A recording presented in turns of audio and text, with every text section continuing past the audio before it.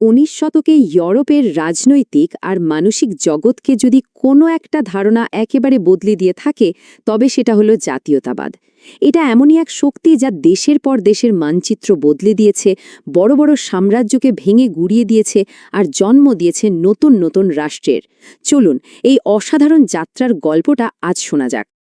19 শতকের শুরুর দিকে একটা জাতিরাষ্ট্র বা নেশন স্টেটের ধারণাটাই ছিল একটা রেভলিউশনারি স্বপ্ন। এটা ছিল মুক্তি, সাম্য আর ভ্রাতৃত্বের এক দারুণ আদর্শ। ভাবা হচ্ছিল এমন একটা বিশ্বের কথা যেখানে মানুষ আর শাসকের প্রজা হয়ে থাকবে না, বরং একটা কমন পরিচয়ের নাগরিক হিসেবে বাঁচবে। ফরাসি শিল্পী ফ্রেডরিক সোরিউর এই বিখ্যাত ছবিটা ঠিক সেই স্বপ্নটাকেই তুলে ধরে। দেখুন, এখানেই ইউরোপ আর আমেরিকার সব বয়সের নারী পুরুষ সবাই মিলে স্বাধীনতার মূর্তিকে শ্রদ্ধা জানাচ্ছে, প্রত্যেকের হাতে তাদের নিজেদের দেশের পতাকা।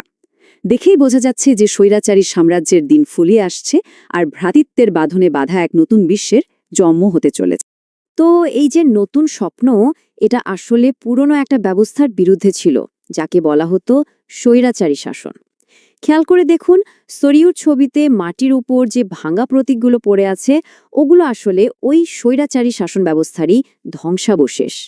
তাহলে মূল পার্থক্যটা ঠিক কোথায় ছিল? দেখুন, পুরনো ব্যবস্থায় ছিল বিশাল বিশাল বহুজাতিক সাম্রাজ্য। সেখানে নানা ধরনের মানুষ একসাথে থাকত শুধুমাত্র একজন শাসকের প্রতি আনুগত্যের কারণে। কিন্তু এর ঠিক উল্টো দিকে জাতিরাষ্ট্রের নতুন ধারণাটা দাঁড়িয়েছিল একটা কমন পরিচয়, ভাষা আর সাধারণ ইতিহাসের উপর ভিত্তি করে। তো চলুন এবার দেখি কিভাবে ফরাসি বিপ্লবের হাত ধরে এই স্বপ্নটা বাস্তবে রূপ নিতে শুরু করল। এই টাইমলাইনটা দেখলে বোঝা যায় জাতীয়তাবাদের যাত্রাটা কতটা ঝোড়ো ছিল। দেখুন, 1789 সালে ফরাসি বিপ্লব দিয়ে সব শুরু হলো। এরপর 1790 দশকে ফরাসি সেনাবাহিনী এই ধারণাটাকে ইউরোপের কোনায় কোনায় ছড়িয়ে দিল। কিন্তু আবার 1815 সালে নেপোলিয়নের পতনের পর রক্ষণশীল শক্তিগুলো মরিয়া হয়ে পুরনো ব্যবস্থাকে ফিরিয়ে আনার চেষ্টা করল। মানে পুরো সময়টা ছিল আদর্শের এক জবরদস্ত লড়াই। ফরাসি বিপ্লবীরা একটা জাতীয় পরিচয় তৈরি করার জন্য কয়েকটা দারুণ পদক্ষেপ নিয়েছিল, যেমন পিতৃভূমি আর নাগরিকের ধারণা, যা একটা ঐক্যবদ্ধ থাকার অনুভূতি তৈরি করেছিল। এর সাথে ছিল নতুন তেরঙ্গা পতাকা, সবার জন্য এক আইন আর ফরাসি ভাষাকে জাতীয় ভাষা হিসেবে প্রতিষ্ঠা করা। এই ছবিটা খুব স্পষ্টভাবে দেখাচ্ছে যে বিপ্লবের ধারণাগুলো কিভাবে ছড়িয়ে পড়ছিল। ফরাসি সেনাবাহিনী শুধু নতুন এলাকা জয় করেনি, তারা সঙ্গে করে নিয়ে গিয়েছিল জাতীয়তাবাদের এই নতুন আদর্শ। তাদের হাত ধরে হল্যান্ড, বেলজিয়াম, ইতালির মতো জায়গায় ইয়াকোবিন ক্লাব মানে বিপ্লবী সংগঠন তৈরি হয়েছিল, যারা এই নতুন ভাবনাকে স্বাগত জানিয়েছিল। কিন্তু বিপ্লবী ধারণার এই ছড়িয়ে পড়ার বিরুদ্ধে একটা শক্তিশালী প্রতিরোধও ছিল।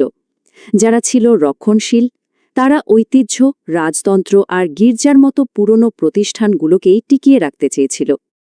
নেপোলিয়নের পতনের পর অস্ট্রিয়ার চ্যান্সেলর মেটারলিখের মতো বড় বড় রক্ষণশীল নেতারা ভিয়েনায় একজোট হয়েছিলেন। তাদের একটাই লক্ষ্য ছিল, যেভাবেই হোক ঘড়ির কাঁটা পেছনে ঘোরানো, মানে ফরাসি বিপ্লবের সব প্রভাব মুছে ফেলে ইউরোপে আবার পুরনো রাজতন্ত্রকে ফিরিয়ে আনা। চলুন এবার দেখি এত দমনপীড়নের মধ্যেও কিভাবে সংস্কৃতি আর গণবিদ্রোহের মধ্যে দিয়ে জাতীয়তাবাদের চেতনাটা বেঁচে ছিল। জাতীয়তাবাদের এই আগুনকে জিয়ে রাখতে এই নর্মে সাহায্য করেছিল রোম্যান্টিসিজম নামে একটা সাংস্কৃতিক আন্দোলন। দেলাক্রোয়ার এই ছবির মতো শিল্পকর্মগুলো যুক্তির থেকে অনেক বেশি জোর দিয়েছিল আবেগ, অনুভূতি আর একটা কমন সাংস্কৃতিক ঐতিহ্যের উপর। শিল্পীরা বিশ্বাস করতে শুরু করলেন যে এটাই একটা জাতির আসল ভিত্তি।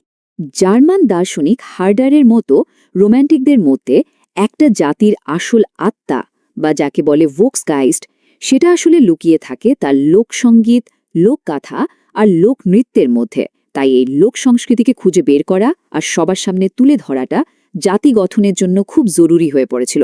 1848 ইউরোপের ইতিহাসে এটা একটা যুগান্তকারী বছর। অর্থনৈতিক সংকট, খাবারের অভাব আর উদারপন্থী মানুষের দাবি দেওয়া সবকিছু মিলেমিশে পুরো মহাদেশ জুড়ে বিপ্লবের আগুন জ্বালিয়ে দিয়েছিল। এই বিপ্লবের সবচেয়ে গুরুত্বপূর্ণ মুহূর্তগুলোর একটা ছিল ফ্র্যাঙ্কফুর্ট সংসদ। এখানে জার্মানির বিভিন্ন এলাকার সাধারণ মানুষের ভোটে নির্বাচিত প্রতিনিধিরা এক হয়েছিলেন। তাদের স্বপ্ন ছিল একটা গণতান্ত্রিক সংবিধান তৈরি করা। ভাবুন একবার, প্রথমবারের মতো সাধারণ মানুষ নিজেদের ভাগ্য নিজেরা লেখার চেষ্টা করছিল। কিন্তু এই গণতান্ত্রিক স্বপ্নটা ভেঙে চুরমার হয়ে গেল। রাজা সেনাবাহিনীর সম্মিলিত শক্তির কাছে সাধারণ মানুষের সংসদকে হার মানতে হল। এই ব্যর্থতাটা ছিল জাতীয়তাবাদের ইতিহাসে একটা বিরাট টার্নিং পয়েন্ট, যা এর পরের রাস্তাটা চিরদিনের জন্য বদলে দিয়েছিল। 1848 সালের বিপ্লব যখন ব্যর্থ হল, তখন জাতীয়তাবাদের এক নতুন আরও বাস্তববাদী আর শক্তিশালী রূপের জন্ম হল। এবার আর স্বপ্ন বা আদর্শ দিয়ে নয়, বরং রাষ্ট্রীয় শক্তি দিয়ে জাতি গড়ার কাজ শুরু হল। একবার ফ্র্যাঙ্কফার্ট সংসদের ছবিটার সাথে এই ছবিটা তুলনা করে দেখুন। পার্থক্যটা একদম পরিষ্কার। আগের ছবিতে ছিল সাধারণ মানুষ, আর এখানে শুধুই রাজপুত্র, মন্ত্রী আর মিলিটারি। এটা স্পষ্ট বুঝিয়ে দিচ্ছে যে জাতীয়তাবাদ এখন আর জনগণের আন্দোলন নয়, বরং রাষ্ট্রচালিত একটা প্রকল্পে পরিণত হয়েছে। অটো ফন বিসমার্কের মতো নেতারা জাতীয়তাবাদী অনুভূতিকে একটা অস্ত্র হিসেবে ব্যবহার করেছিলেন। তাদের লক্ষ্য গণতন্ত্র ছিল না, বরং সামরিক শক্তি আর কূটনীতির মাধ্যমে রাষ্ট্রকে আরও শক্তিশালী আর ঐক্যবদ্ধ করা ছিল। জার্মানির মতো একই ঘটনা ঘটেছিল ইতালিতেও। এই আগের আর পরের ম্যাপ দুটো দেখলেই বোঝা যায় কিভাবে কাভুর আর গ্যারিবাল্ডির মতো নেতাদের হাত ধরে ইতালি একটা টুকরো টুকরো অঞ্চল থেকে একটা ঐক্যবদ্ধ জাতি রাষ্ট্রে পরিণত হয়েছিল। 19 শতকের শেষের দিকে জাতীয়তাবাদের এই যাত্রাটা তার একদম শেষ এবং সবচেয়ে বিপজ্জনক পর্যায়ে পৌঁছেছিল। 1848 সালে সেই ভ্রাতৃত্বের আদর্শটা কোথায় যেন হারিয়ে গেল। তার জায়গায় চলে এলো এক ধরনের আগ্রাসী প্রতিযোগিতা। প্রত্যেকটা জাতি তখন নিজেদেরকে শ্রেষ্ঠ প্রমাণ করতে আর অন্যকে টপকে সাম্রাজ্য বাড়াতে মরিয়া হয়ে উঠেছিল। এই ধরনের ছবিগুলো তখনকার মানসিকতাটাকেই তুলে ধরে।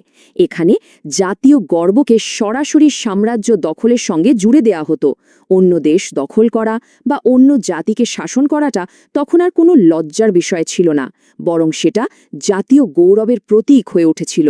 19 শতকের এই লম্বা যাত্রা, যা একটা সুন্দর স্বপ্ন দিয়ে শুরু হয়ে শেষমেশ সাম্রাজ্যবাদে গিয়ে শেষ হলো, তা আজও কিন্তু আমাদের বিশ্বকে নানাভাবে প্রভাবিত করে চলেছে। জাতীয় পরিচয়, রাষ্ট্রীয় সার্বভৌমত্ব, এই ধারণাগুলো আজও আন্তর্জাতিক সম্পর্ক আর সংঘাতের একেবারে কেন্দ্রবিন্দুতে রয়েছে। এটা আসলেই ভাবার মতো একটা প্রশ্ন, তাই না?